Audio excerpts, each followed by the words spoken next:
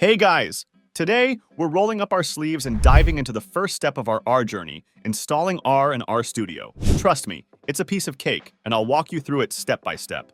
First things first, open your preferred web browser and enter R statistical software into the search bar. Click on the first link that appears on your screen, then select CRAN. Next, choose your country from the options provided and click on the respective link. Now, select your operating system. In my case, it's Windows.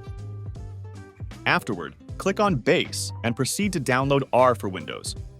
Once the download completes, run the executable file and follow the prompts to install.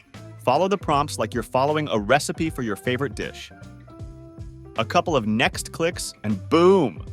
You've got R installed on your machine. Easy peasy, right? But hold on, we're not done yet. Now, let's get our hands on RStudio, the go-to integrated development environment, IDE, for R. Think of it as the playground where you'll write your R code, run your scripts, and see your results come to life. Head on over to the RStudio website. Look for the free version and click that download button. Just like with R, follow the installation prompts. And voila, you've got RStudio up and running, ready to be your coding companion. Open up RStudio, and you'll see a clean, user-friendly interface waiting for you. It's like stepping into a shiny new kitchen with all the tools laid out, ready for some serious cooking. Only this time, we're cooking up some data magic.